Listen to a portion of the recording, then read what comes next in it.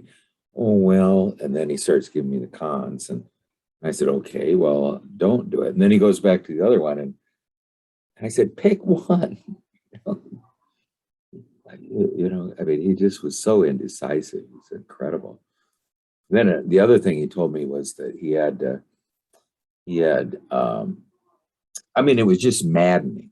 It wasn't incredible. It was maddening. The fact that he couldn't decide, do something. I don't care what you do, but pick one, and, but the other thing he's telling me, he says, yeah, and I have to get he'd had 2 heart bypasses. I got to get another one, but I can't afford to take off work, and I'm looking in his shirt pocket and there's a package of Pall Malls in there. Anyway.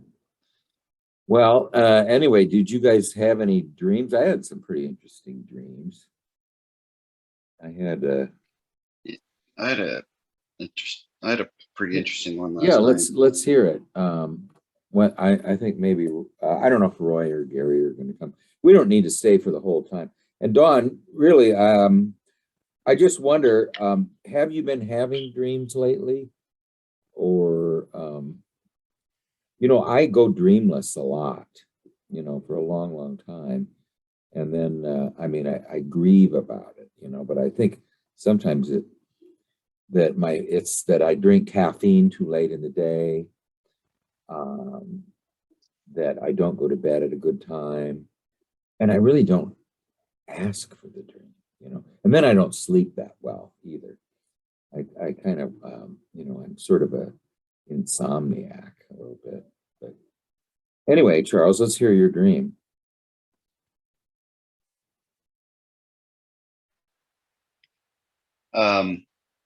So I don't really recall where I was. It seemed to not be that important, but so I got a phone call from some girl who was really distressed, crying, and wanting my help. And her problem was that she had run into some strange religious cult, maybe a satanic cult, I don't know. And they seemed to be giving her a lot of trouble, and she was very scared. And I think my headset's running on battery. Hold on.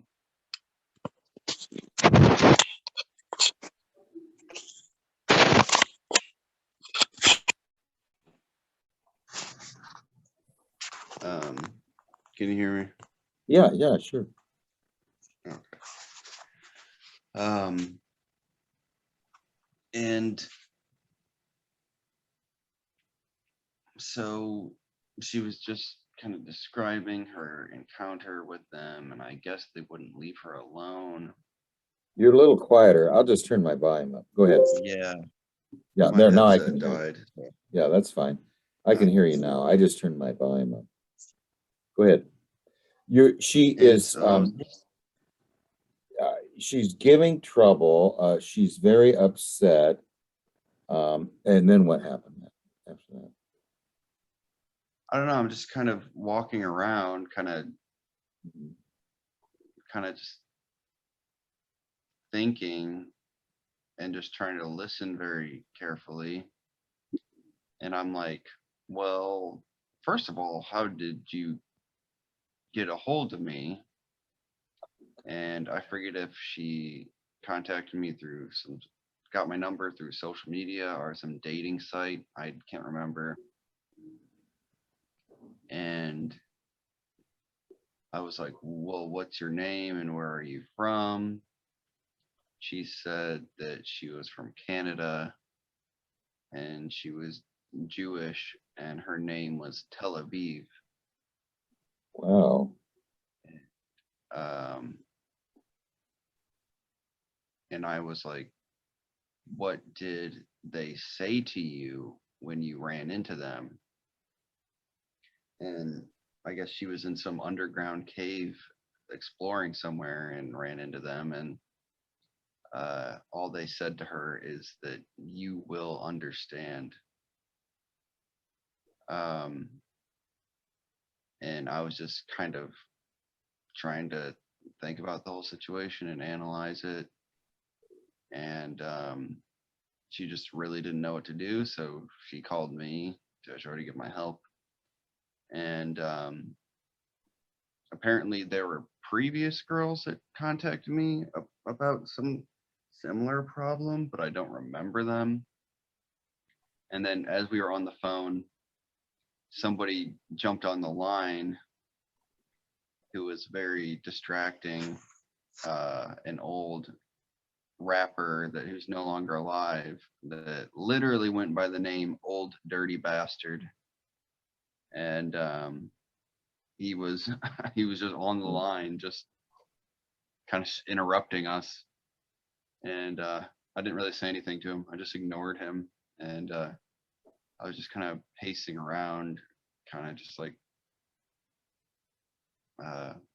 thinking, like just trying to see what I could do to help her with this problem. I didn't really have any solutions for her, but I was just trying to listen as much as I could and see what was going on. And yeah, that's the dream.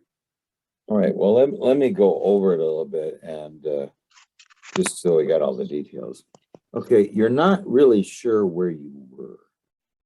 So you're not really, you're just kind of in some nondescript place that at least you didn't note in the dream while you were at the dream. You get a phone call from some girl. Now, this is a girl who you have never heard of, but she contacts you anyway. Is that right? Yeah, I didn't know her. Yeah, you didn't know her, but she calls you for some reason. They're contacting you. Now, this is a image that comes up a lot in your dreams, and I was discussing this with my wife too. You know, distressed, crying, wants my help. It seems to be a part of a strange cult that is giving her trouble, and she's very scared. Is that right? She's not part of it, but rather, I mean, she ran into members of the cult, and I don't know if they're trying to abduct her and indoctrinate her, or if they want to kidnap her for human sacrifice, or what. I don't know. Oh, yeah. Okay. Well, it looks like it's a potential threat to her. I mean, they are threatening. She feels threatened. Okay. Now,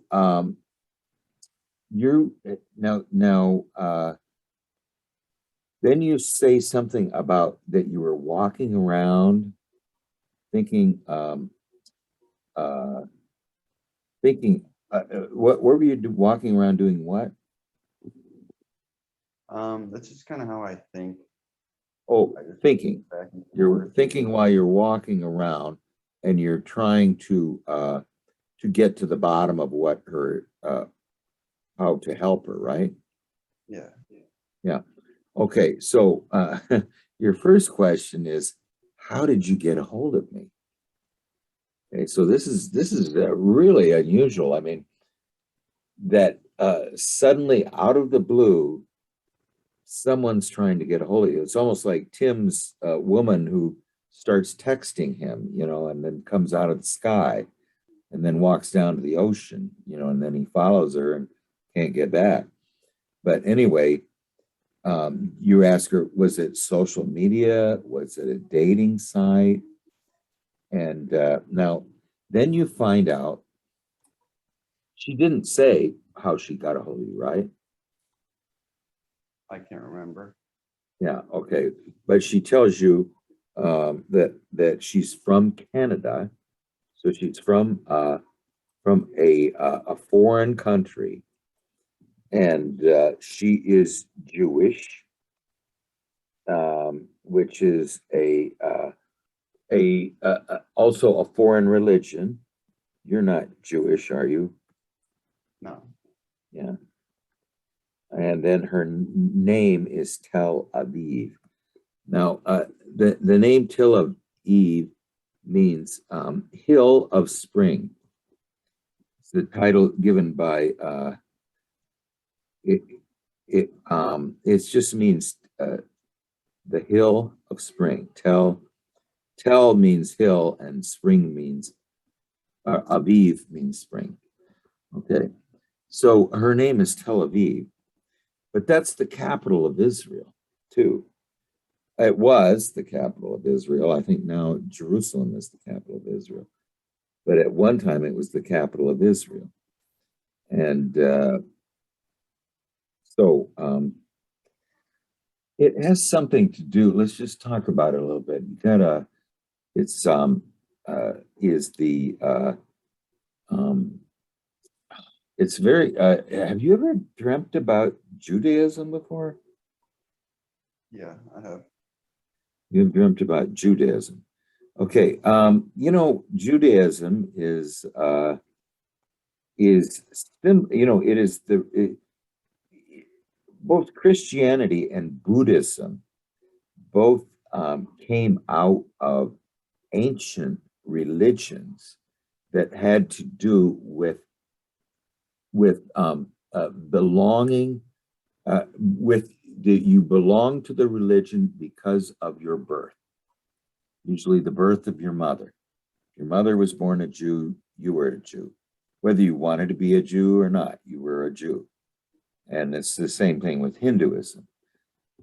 Now, and in both of those religions, there came out a sort of a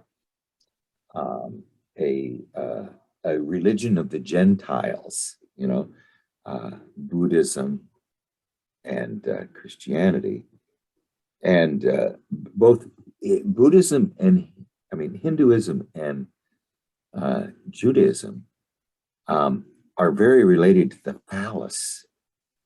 In the Jewish religion, circumcision, is shows if you are a Jewish man, you are circumcised, and that's some ancient meaning. And then in Hinduism, in the holiest of holies is the phallus, and of course it means something to do with the generative power, the generative creative power.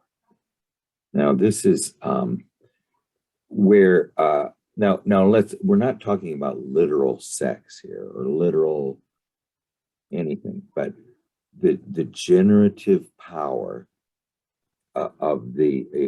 was in ancient times very important because it was the fertility. Let's say there was no refrigerators, and there was always droughts and famines, and sometimes people would starve to death because there was no way to store up food. So there had to be a constant source of either animal game or crops, and they'd always, you'd find in the Bible all these 7 years of drought, 7 years of no crops.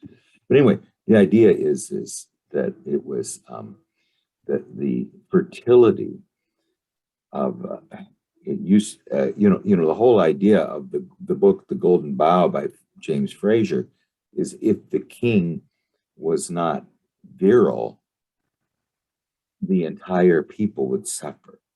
He needed to symbolically be virile. So there's an aspect of it that is related to the father. It's not the religion of it has to do with the Father God or something. Judaism is the Father God. Christianity is the Son, the religion of the Son, the SON Son. And so anyway, she seems to be a representative of the feminine representative, the anima of a father god. Okay, so again, this is kind of this combination of male and female in one person. Now, she calls you out of, I mean, this is not a coincidence that she just calls you out of the blue. She's distressed. Now, this is what my wife and I were talking about, is that in your dreams, often you are distressed and you were having a meltdown. And my wife says, well, I don't remember ever having a real meltdown in the dream. She does in outer life, but sometimes, not recently, but, maybe 6 or 7 years ago, she would do it, every once in a while. And so the figures in the dream, you and her, take this dream very seriously. Okay. All right. So now, so you're trying to figure out what happened. And so the third thing you asked first was, how did you get a hold of me? And was it through social media or a dating site? She doesn't say. She just tells you she's Canadian, Jewish, and her name is Tel Aviv. And then you say, what did they say, these people who were threatening to you when you ran into them? And then this is so beautiful. Again, we don't know how she got a hold of us, but she met them underground. What was she doing underground? I have no idea. She met them underground. So she met them in the depths, really. Now, your body, my body, Dawn's body, all are the depths. They're the underground. They are the underground. This is the depths. This is where, when we make a descent, we're descending into nature and into the earth, and our bodies are our little earth. And so that's where we're making the descent. And, this has been a real issue for me too, is the wisdom that this has been a recent revelation to me, and maybe it doesn't resonate with anybody else, but the wisdom of the unconscious is the wisdom that shaped our bodies. And that is also the dream maker. So the dream maker is the wisdom that gave us 10 fingers, 2 eyes, let us see in color, let us hear, taught us how to speak, actually came up with the language, the grammar too. I mean, it came up, it developed and evolved, but it was something that came up of itself, unconsciously, and so anyway, when she met them underground, so now underground in the depths, she has met a cult. Now, I did not catch what they said. What did they say? They said, you will understand. You will understand. That's all they said. Yeah. Okay. All right. You, this feminine. Now, they, were they a group of men? The cult? I don't really underground? know. Okay. It was just this authority. Now, the cult. Okay. So what is our association with cults? Cults usually mean a very intense emotional relationship to the images, once you get into a cult, you can't get out. Now, this is the idea of voodoo, too, Haitian voodoo. I told that story of Maya Darren, the filmmaker who went down into Haiti and, did a documentary on voodoo. And she asked her Haitian maid, what does it mean when the one who rides the horse is called Gay Day, has wears a pair of glasses with the right lens knocked out. And she didn't know. The housemaid didn't know. But later she became a part of the cult of voodoo. And then so Maya Deren asks her again, what does it mean? And she says, with this eye, I view the world. With this eye, I survey the universe. I mean, it is an intense relationship to something that is not of ordinary world. Now I don't know, there's all kinds of, I guess usually when you say a cult, it means almost that they are unconscious of what's going on in the outer world. There's an idea that they are possessed. The cult, it has an idea of possession too. So when they say you will understand, what they mean is that eventually she is going to be possessed too. It's almost like a zombie, saying that, well, you're going to be a zombie either now or later, so just become one. Now, I'm not too sure about this, okay, because I'm not really sure whether the cult is really so threatening or not, or that the anima. Now, who is this woman? I mean, you would assume that it is our the feminine aspect of us. Now, the feminine aspect of you, Charles, up until this recently, has been very elemental. It's been some, like the hamster or something like that. Now, let's go over this a second.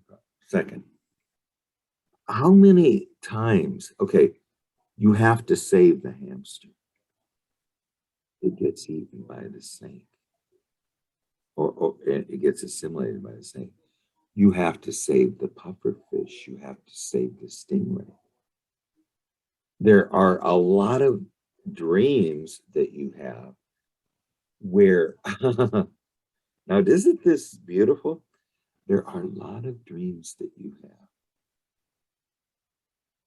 where apparently it is difficult. You've been having some difficulty taking care of yourself in the outer world. You're doing much better now.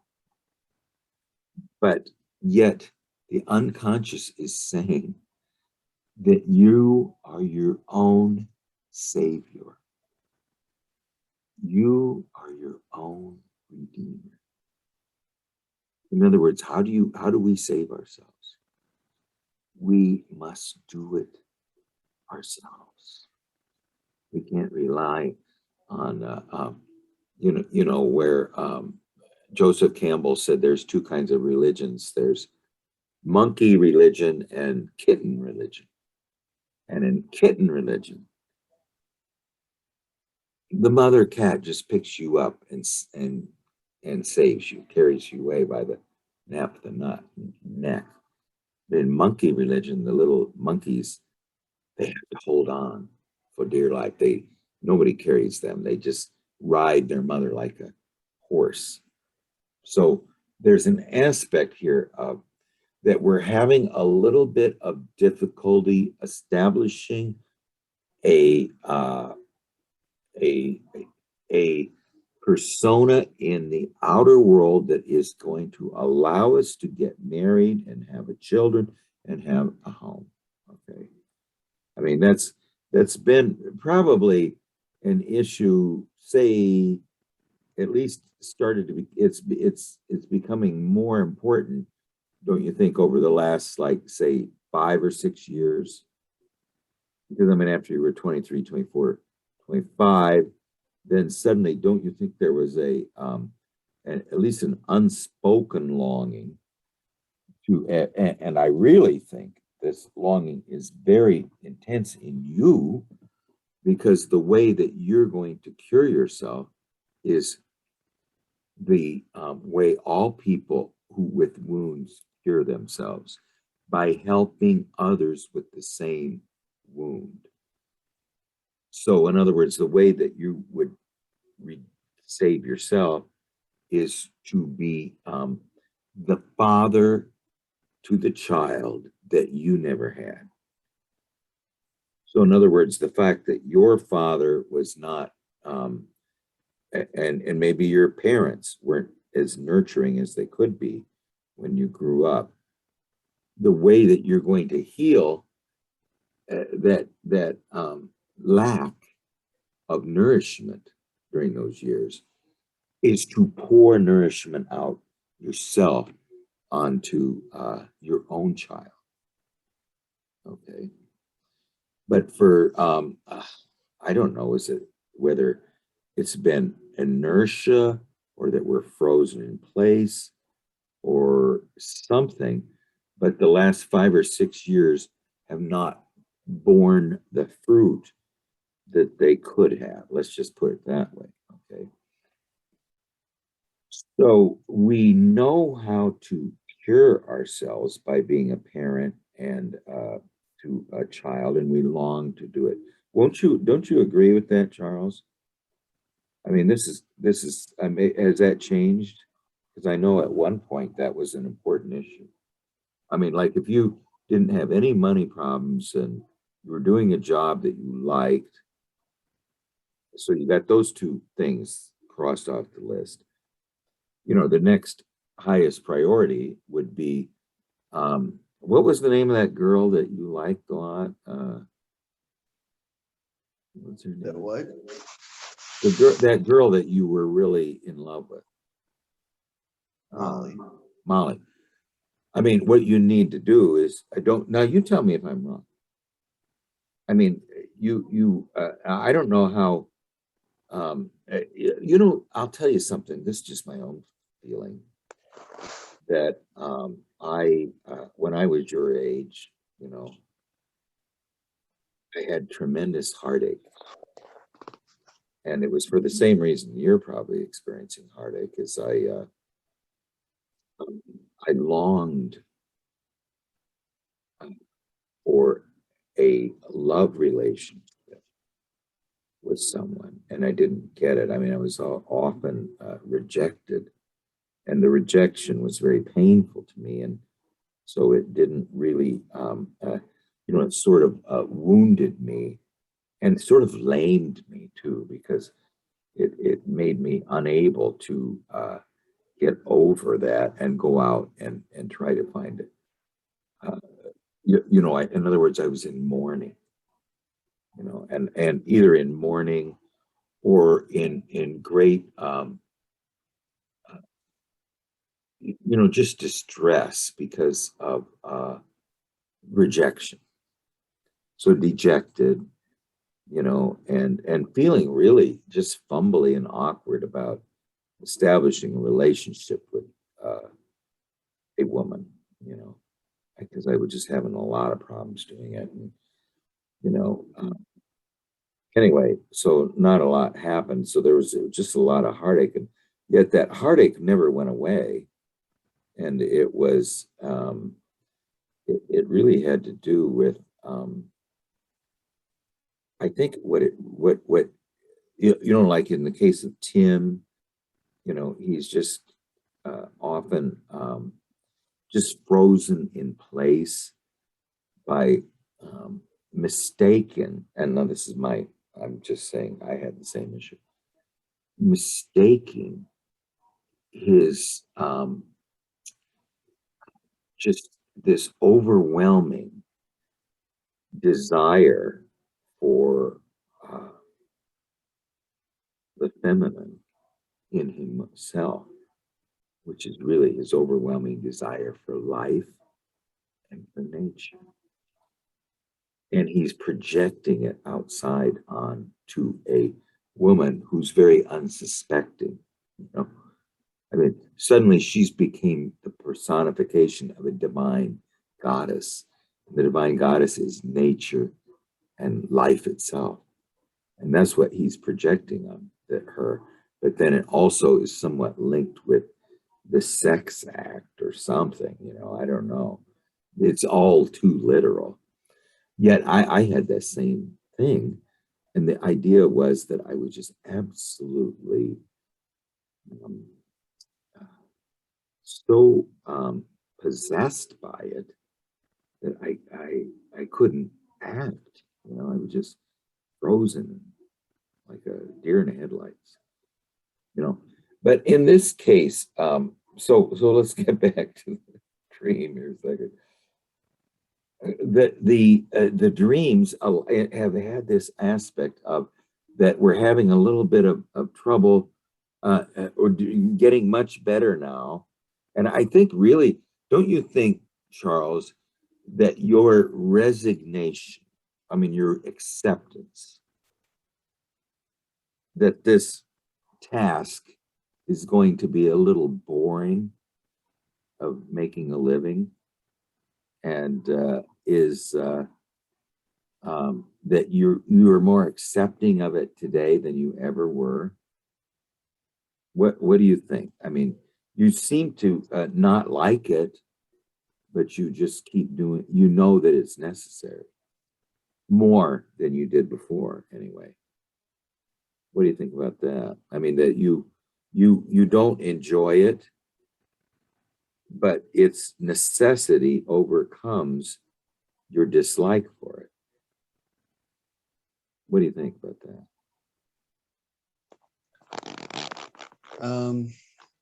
I mean, I don't know.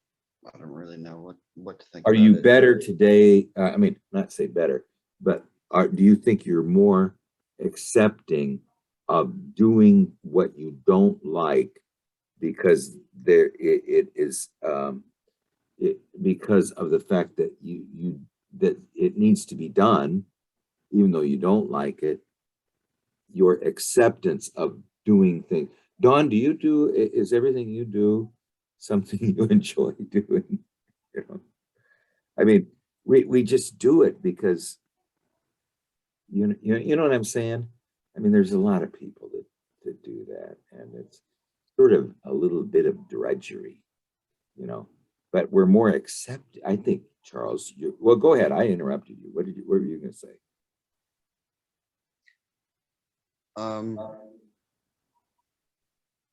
Like I'll do it for a period of time until I'm like something has to give, and Or something better comes along, maybe. yeah. You've been having a lot of better things come along lately, though. Is that an accident? Yeah. I don't know. I mean, it seems like you keep having better things coming along all the time. Dawn says, most of my days is made up of things that have to be done, and I have little ones counting on me. You know, I mean, yeah, it is. I mean, it's just, yeah, and that makes it easier, you know, I mean, having them, but the idea, I think, too, now remember this too, is when you were with Molly or with any girl, suddenly you became very industrious. Okay? Don't you agree with that? You thought that, at least you said that one time. That when you were with Molly or something, that you weren't very lazy. I mean, you weren't. You were very. You seemed to have an enthusiasm for life that you didn't when she was gone. Yeah, I mean, it's true. Yeah. Well, anyway, the whole idea, the point of all of this is this. I think that situation is improving in the outer world. But isn't it odd that in the inner world there is a helplessness there? Only we are the only ones who can help the helpless beings. Okay. The dream ego is the only figure in the dream that can help the helpless. Okay. Now, how would you compare that with your purchase of the Cabbage Patch doll?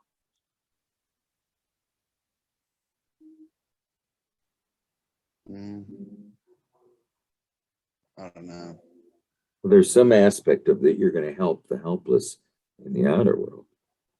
That you recognize that you need to be the one that helps something that can't help itself.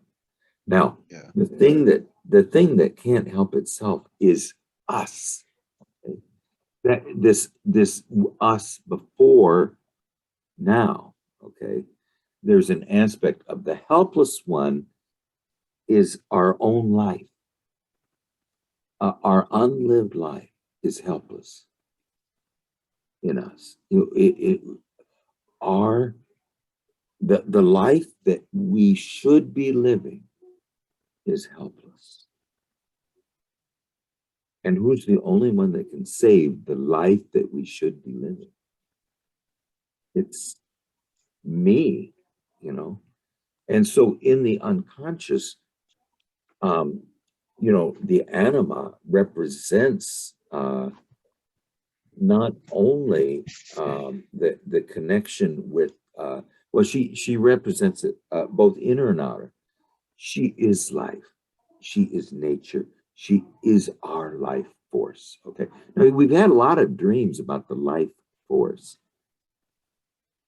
Now, do you remember the one about the little, now here's one, the little children who were trapped in the desert surrounded by spiders and snakes. And it was a total catastrophe. And they were just frozen in place. They couldn't get out. Who rescued them?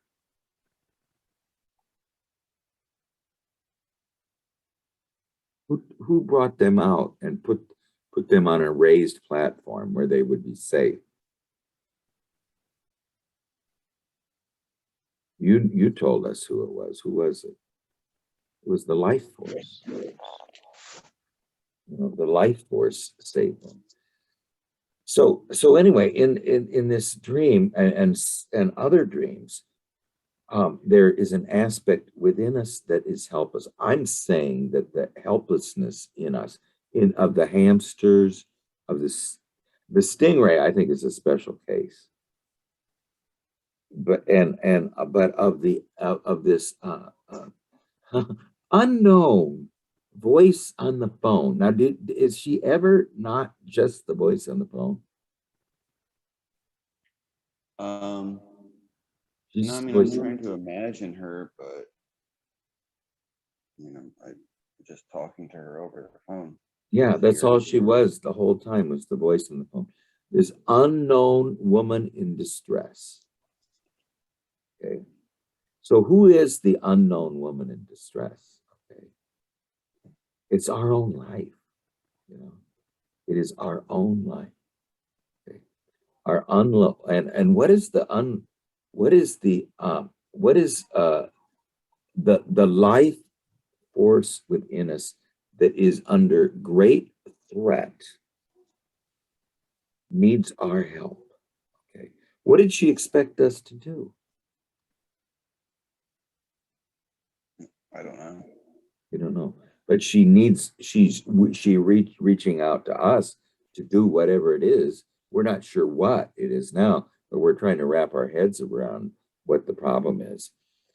And the problem seems to be the fact that the life force in us is possessed by a devil.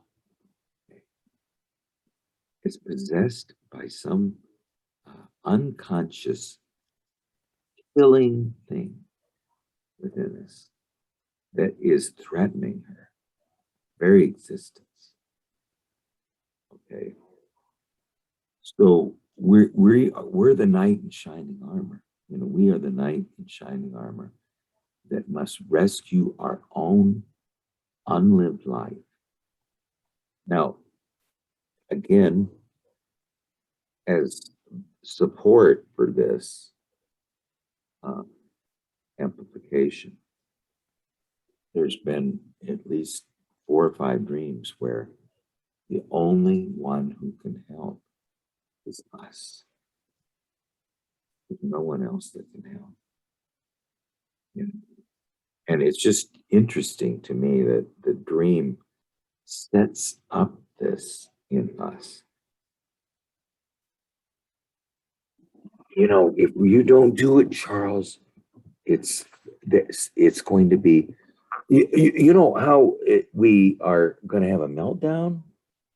If what were we going to have a meltdown about in the previous? Oh, the stingray.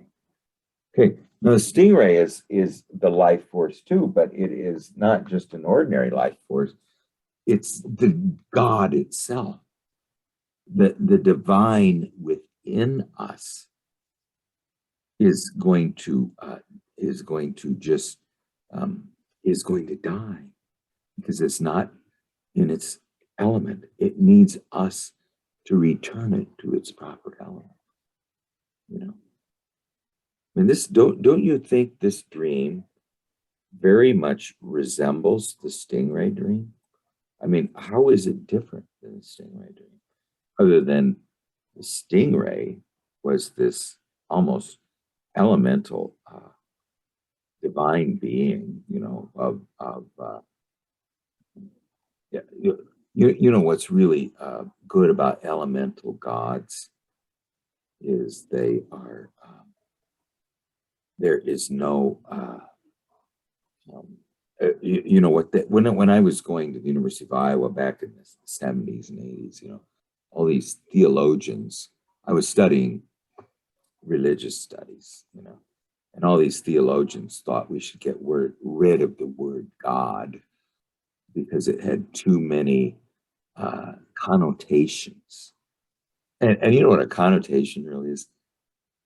It is it's a complex, okay?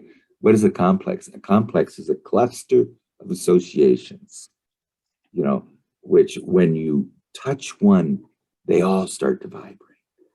And, you know, you know, Edinger had that one diagram of the art of the blood complex, or this cluster of associations associated with blood. Okay, so the elemental God. Now you know Jung used the word self because he agreed that the word, he says if you use the word God, then that requires a response from you. It's an obligation. In other words, you must worship the God. That's not what the self wants us to do. That's not what the anima wants us not to do. That's not what nature wants us to do. It wants us to be in. Now, do you worship the Tao? You don't worship the Tao. You are in sync with the Tao. You don't worship the self. You don't worship the anima. You don't worship life. You don't worship nature. You are in sync with life. You are in sync with nature. You're in sync with the soul. And they're all the Tao. Now, what do you think, Charles, as far as that dream resembling the stingray dream? I mean, can you compare and contrast? Or what do you think? I understand where you're coming from. I think so the stingray's problem was more of like a literal vital, like life or death, like I'm not in water, so I'm literally just, my body is going to die. This seemed like it was more of a spiritual problem. The fact that she is Jewish and now is confronted with some religious cult. That's important. It's like, I don't know if it means that sort of like life is threatened to be taken over by some sort of cult like fanaticism or what? But this seems to be more of a spiritual problem. Yeah, well, I would say I like the idea of let's not forget that she's Jewish. She's from Canada and her name is Tel Aviv, you know. But so the fact that she's from Canada means that she is from the north. She's from from the north is always sort of the unknown territory. It represents this unknown territory. The south has something to do with the sun. The north has something to do with the unconscious or something. And then the fact that she's is Jewish, what that means to me. Let's compare Judaism with the cult. Christianity is a cult compared to Judaism. Judaism is a religion of the blood, so it has to do. You're not converted to Judaism. You are born a Jew. There's no conversion. I mean, you can become Jewish, but typically there's not a lot of Jewish converts, and they certainly are not proselytizing Judaism. I mean, they don't proselyte. You're not going to find Jewish missionaries anywhere, and so there's this aspect of Judaism that it is just a religion of being. You are a Jew. You don't believe in Judaism. You are a Jew. So there is an aspect of she is of the chosen people. Okay? She is of the chosen people. So she is she is automatically, she's the anima. She's already she's not going to change. That's what she is. She's not going to, you are telling me that the soul in us could be converted to some other thing. So the cult aspect is a distortion of the natural condition of the soul. Okay. If the cult represent, now I that's why I think, and the cult usually means a possession by something, and it's a demonic power. Now, the cult is not related to nature. I mean, I don't know. I guess you could have Dionysian cults and things, but typically in our age, the cult represents something to do with, I'm guessing that the cult has something to do with the ego, that it's something to do with an over reliance on the conscious attitude or something compared with just being being one of the chosen, being a personification of the unconscious. So what's a cult? Is that a personification of the unconscious? I don't think so. Not if it's called a cult. I think it's a distortion or it's a poison in the unconscious. So, okay, so let's ask what is being asked of us. Okay. What is being asked of us is that this aspect of in us that cannot change. It is already complete and whole within us. It is one of the chosen. Calls dream ego and says, dream ego, you're I, and I am your soul, and I am your life force, am under great duress and a great threat. I need your help. And we say, how did you get my number? How'd you find out where I am or how I am? Well, do we really have to ask that question? You know, that, okay, the soul and soul, our soul. And by the way, Dawn, what Marion Woodman says is that there is all souls are feminine. Okay, you know, and the animus in a woman is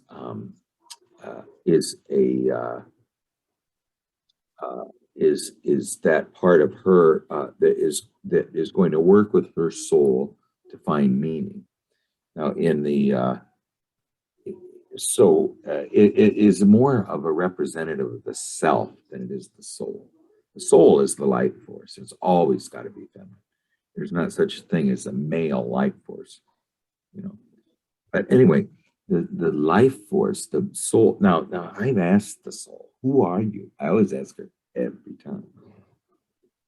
Who are you? Where did you come from? And what's your message for me? You know, I ask her that every time. And she says that we were born together. You know, I watched you grow, develop, and I've been nurturing you without you knowing me. I'm here.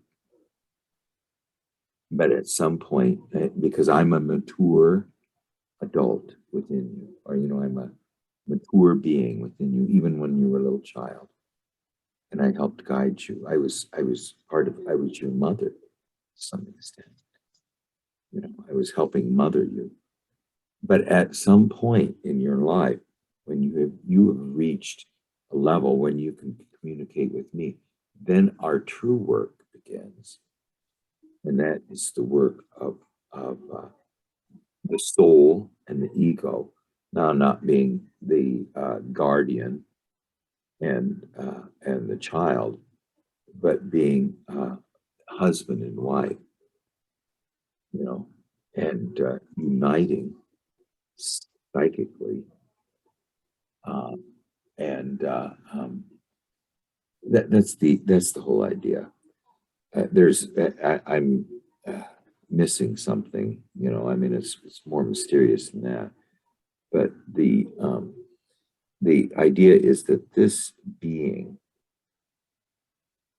is calling us out of the blue, calling really not personality number 2, but personality number 1, and is asking for the help that only personality number 2 could give.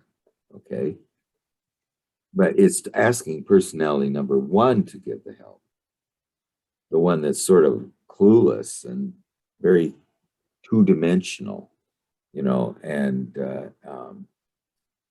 very willful too, and thinking it's its own God. Okay, it's asking that, you know, little king and its little teeny tiny little tinny palace to help it, but it doesn't have any where else to go, you know, because it's our life force. So there's this aspect that we are disconnected from our life force. It in the dream it says I'm under threat. You need to realize that I'm under threat. And we turn and say, how did you get my number? But I think eventually, what did we say at the end? Now, remember last time you were under great stress. trying to, and now you will understand. That's a very interesting thing for the cult members of the underground. Basically, that's the wisdom of Mother Nature, the underground. That's the wisdom of the that one. Now it's really interesting in my my active imagination when I cross the river of life to where the Great Mother lives. What I find there now is the earth before there was any life on it, just rocks, and that's where the Great Mother lives. Okay, so she's the one who's underground. Now there's this disruptive thing that says you will understand. Another, what it doesn't, what is it really saying is that the life force, which is begging to be rescued from this cult that is infecting and poisoning the underworld. It is the feminine in the underworld. How did you first of all, as far as we know, she's not even ever been out of the underworld. Well, she's from Canada. It's an unknown place that's far north of here. She's Jewish.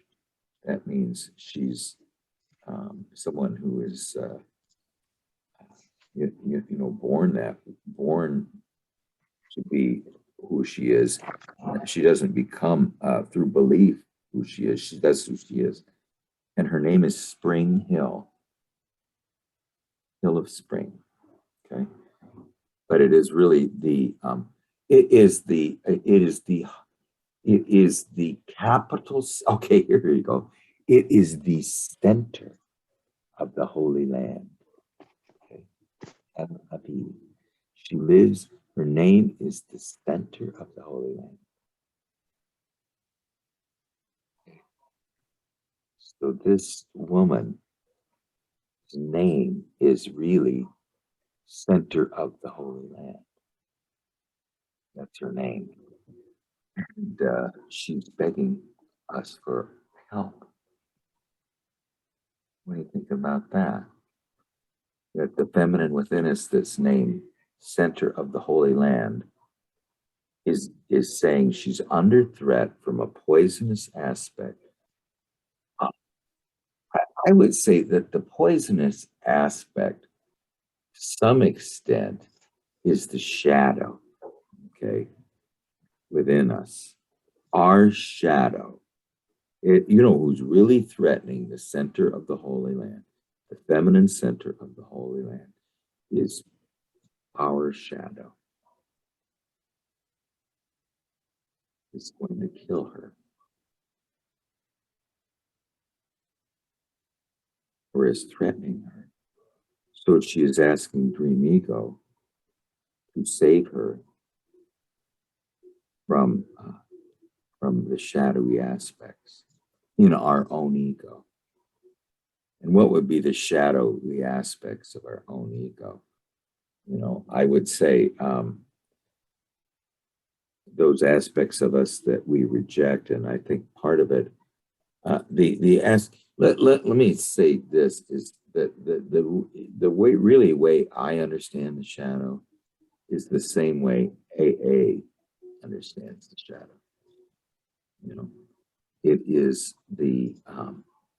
those behaviors within us which are compulsive and we cannot help doing. Okay. So all those things that we do that are self-destructive within us, ourselves, that we do anyway, they're self-destructive. They're destroying us. Yet we do them anyway. We can't help ourselves. Okay. What do you think about that, Charles? This is a great problem for the alcoholic. that they do destructive behaviors, and they have no way of resisting the destructive behaviors that are killing them. Now, it doesn't have to do with alcohol necessarily, because we all do. I do destructive behaviors that I can't stop. But anyway, the center of the Holy Land, this divine feminine center of the Holy Land within us, who is beyond faith or belief. She doesn't need to. There is nothing in Judaism, you know. I guess, you know, there's the Shema. What do they say in the Shema? Do you know what the Shema is? I was just trying to think of what the statement of belief is. Not the 10 Commandments or anything, but the Shema. Let's see, Judaism. What is it?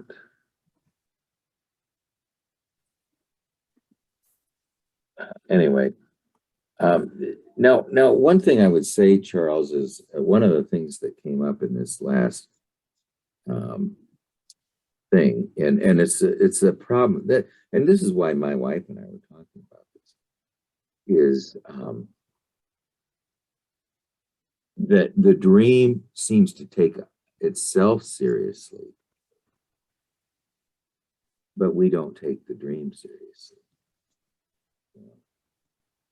Now here's the Shema. This is what the Shema is, and I'm gonna tell you what it says in and then let's amplify this. Hear, O Israel, the Lord our God, the Lord is one. That's it. That's the Jewish confession of faith. Okay.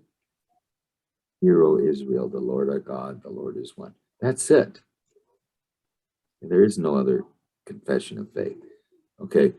And what it's, let's put it, I always like to put these statements in psychological language. That means Israel is the people. You know, it says here, listen, my ego. The center is the source, and the source is wholeness. I think that's what it's saying. Listen, hear, O ego. The center is the source, and the source is wholeness. You know, that's what it's saying. But that's who this one who is the center, who is the center of the Holy Land. That's her, what she's allied with. And then this shadow aspect is going to overwhelm her. Can she be overwhelmed? Hell yeah. You know, she can be ignored and neglected. And so that's what we're doing. So let's kind of sum up the dream then. And Charles, let's just hear. Now, the one thing I would say, Charles, is it always astonishes me. It shouldn't astonish me because I do it too. Is we have dreams like this in the Stingray Dream, and don't they have an obligation on us? Do they have does this dream, or does the Stingray Dream merit some ritual response, or you know what Robert Johnson always wanted everybody to do is to go out and do a ritual of thanks for the dream, you know, to incorporate it into psyche, or into the ego and the psyche, you know. So that's like he tells the after they got done with the dream, this very cerebral Catholic person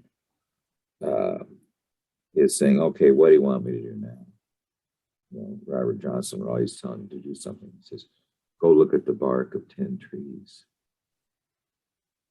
I said, oh, I don't want to look at the bark of 10 trees. But he goes and does look at the bark of 10 trees. And he was never the same again. Because what had been woken up in him is that nature is real. And there was an aspect of I-thou connection to each one of the 10 trees. And in their own numinous beauty. Totally changed him forever.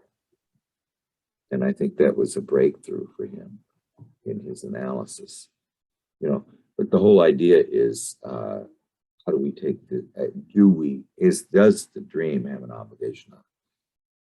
Well, anyway, Charles, what do you think of the dream?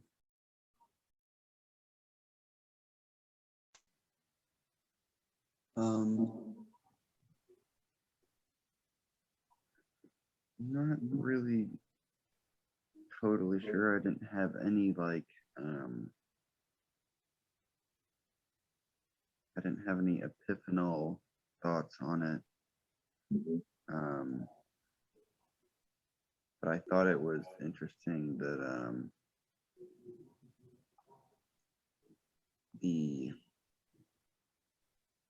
so they're back in St. Louis at the community college, and I'm just saying this is just kind of a interesting coincidence. And it's just something that made me think of back at the community college in St. Louis. There's a psychology program that I want to go do, and I just remember looking up the different jobs that I would be eligible for in St. Louis with that degree, and a lot of them were helping, like working at a center where basically you just help young women, girls, whatever, with that happen to have eating disorders. And that was like one of the main jobs that, like, I know that I just saw a lot of listings for that job, that degree would qualify you for, and it just made me think of that. The dream made me think of that, but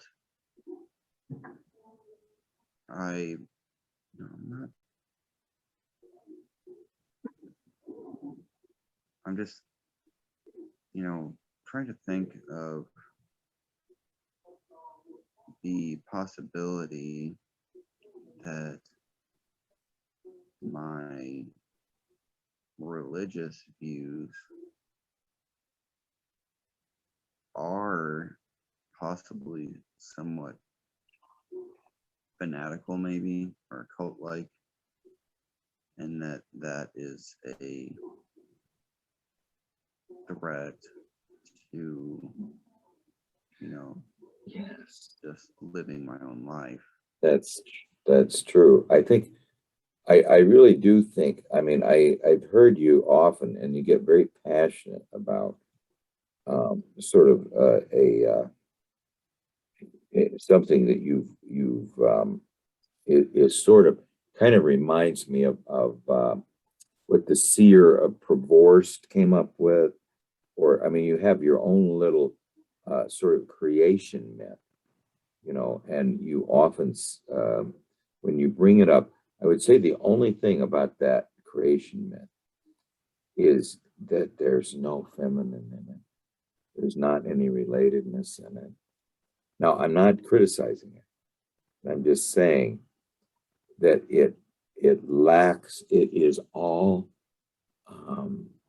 logos and structure, and it doesn't seem to connect to to the life force in you. I mean, it's too theoretical. Let's put it that way. Now, I'm not criticizing it. I'm not saying it's not true, but the idea. So what you just said it a second ago. How did you put that last part? That it was kind of a cult in you, and it wasn't what connected with what? You just said it out loud. You remember what you said? I don't know. I just said that The life within you. Something about that that. it It is was not. that it was a threat to my life. Yeah, But to your. Yeah. Okay. Yeah. This is very important too. I'm just saying. You just listen to you all of me, particularly me, just rattling on, rat-a-tat-tat with all these words and stuff. That's not the I thou.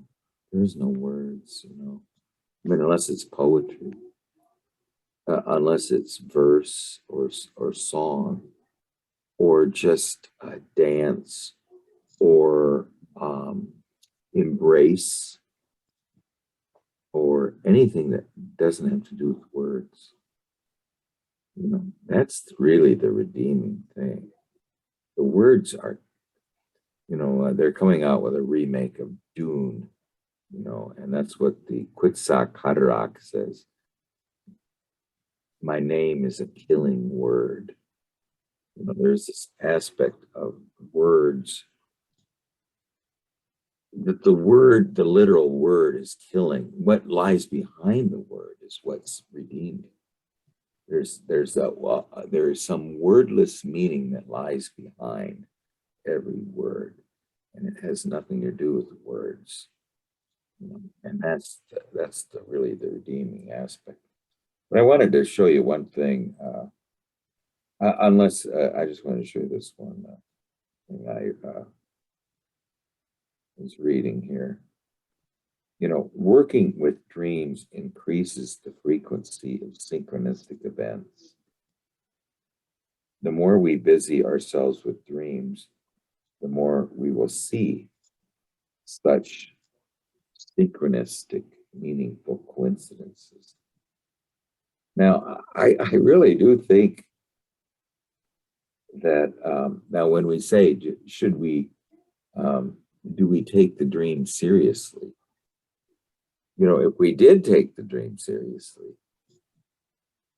and didn't just say, almost act like it was someone else's dream. Now, you mentioned that there was no epiphanies in the dream. So you have had dreams that have been epiphanies, correct, Charles? Yeah. Yeah.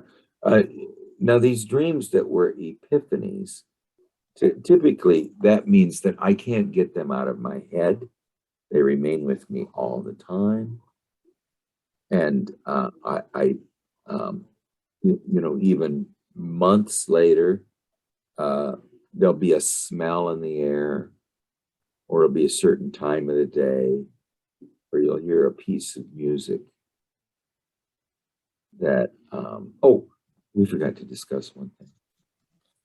We forgot to discuss the end part of the dream, but that brings that dream back to you.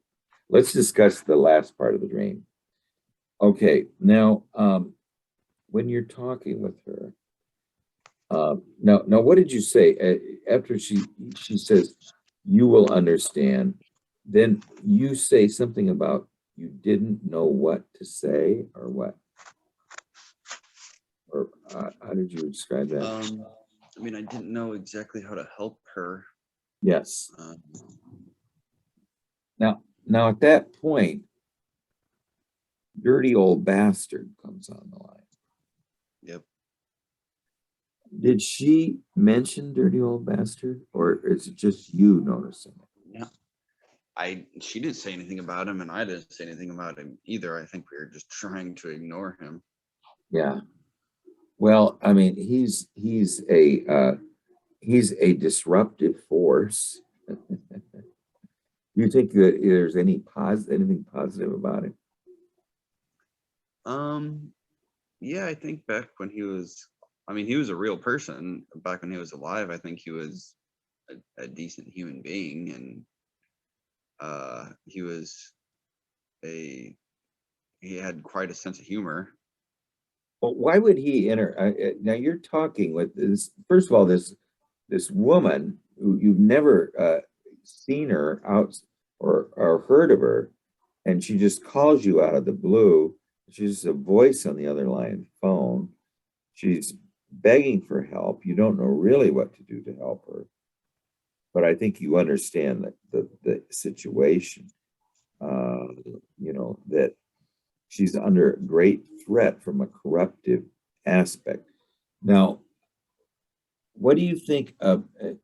Would dirty old bastard be a help to protecting her from the cult, or would he be neutral, or would he be, you know, make it almost inevitable that she'd be part of the cult? I'm kind of thinking that he is a helper here. Yeah. Yeah. I mean, so in other words, there is okay, he is you can say anything you want about dirty old bastard, but he is a lyricist. He's one that's connected with poetry and with verse. Okay. And he is suddenly, now it's not just you and the threatened life force. They're on the phone. Now the lyrical's on the phone too, this verse maker. Okay. Now the fact that he's the dirty old bastard. Now, dirty means that he is dark. You know, he is covered with earth. It could also mean that he is very literally profane about sexual matters or whatever, or he's overly interested in pornography. He's old, so that means he's you know, he's not a youth. Okay. And if that fact that he's a bastard means that his parents are of unknown providence. We don't know whose parents. Oh, well, usually doesn't it mean that the father's unknown? Okay, so that's what it means literally. Now it could be just, but anyway, the idea is, I think now the ego doesn't know what to do to help this helpless feminine presence. Suddenly, and didn't, what else can you say about the rapper? You did say something else. Now, what's this thing? You're just pacing around, trying to listen? What does that mean? I'm just trying to listen to her describe the problem. Oh, and you're ignoring him. Yeah. Yeah. Yeah. And you're trying to, okay. So the dream ends, in any case, it is close to the Stingray Dream. Now, what was the deal with the hamsters that were, you were talking to someone who said you owed him, or he owed you $20,000. And meanwhile, the life force within you is getting eaten up by snakes, and you don't seem to care.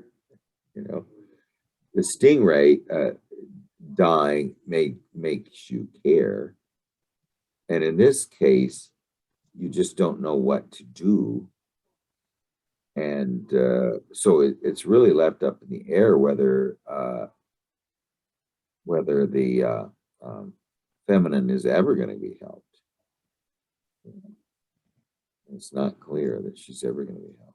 But anyway, I would say that this. Let me say. Let's just try to sum it up. Okay. Now you tell me if I'm wrong, but I'm trying to sum it.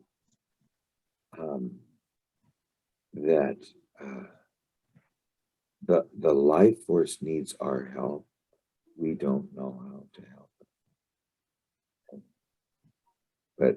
that doesn't make any difference. The life force needs our help. We don't know how to help it. I don't care.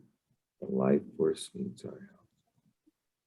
So what, I always ask that the soul, what I can do to help her. And she said, you know what to do to help me. And for me to just repeat it all the time when you won't do it, it's just wasting my breath.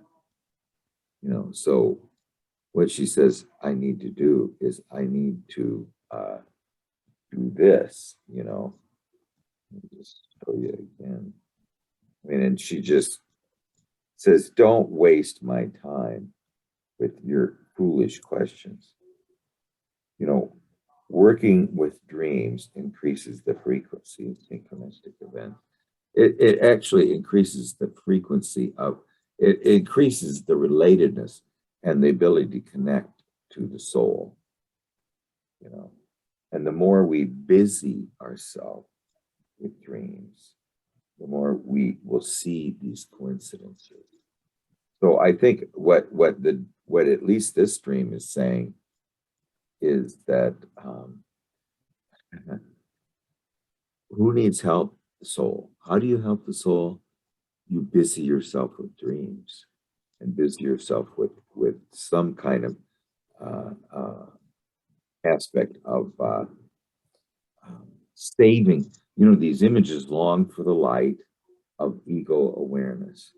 But what do they lack is the light of ego awareness. And what does ego awareness offer them? It doesn't offer them anything because it ignores them, won't do it, doesn't do the work, So that's the condition. And that is really what's wrong with